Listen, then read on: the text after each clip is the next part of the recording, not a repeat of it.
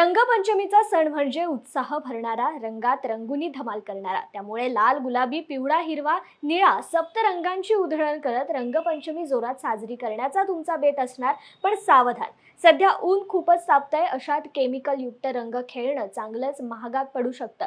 या रंगाची ॲलर्जी होऊन त्वचेचे आजार होऊ शकतात। त्यासाठी कोणती काळजी घ्यायला हवी याबद्दलची माहिती त्वचारोग तज्ज्ञ डॉक्टर अजय नारायणकर यांनी सांगितली आहे, पाहूयात।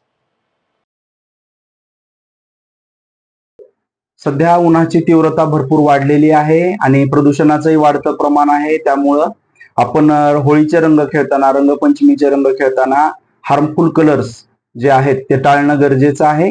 जेव्हा जेव्हा शक्य आहे त्या त्यावेळेला नैसर्गिक कलर्स हे खेळण्यासाठी वापरायला पाहिजेत।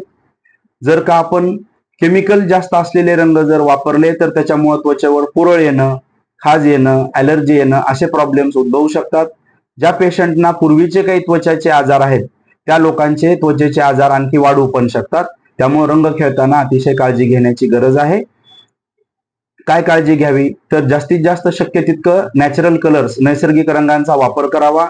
सकाळी 9 ते 5:30 या वेळेमध्ये उन्हाची तीव्रता जास्त असल्यामुळे या काळामध्ये रंग खेळणं टाळावं। त्यानंतर जर पुरळ वगैरे आलं तर ताबडतोब त्वचारोग तज्ज्ञांना जाऊन भेटावं, घरगुती उपाय करू नयेत। नॉर्मली जर विचार केला तर जेव्हा रंग ओला आहे त्याच वेळेला रंग आपले धुवून टाकावेत, जास्त वाळणार नाही त्याची काळजी घ्यावी। बरेच लोक रंग वाळल्यानंतर डिटर्जंट घासून त्वचा स्वच्छ करण्याचा प्रयत्न करतात, ते सुद्धा बिलकुल करू नका। फार झालं तर बेसन पीठ, गुलाबजल, दूध आणि बदामाचं तेल हे लावून आपण थोडंसं त्वचेवर जर लावून ठेवलं तर रंग जास्त त्वचेमध्ये मुरणार नाही, हॅपी होईल।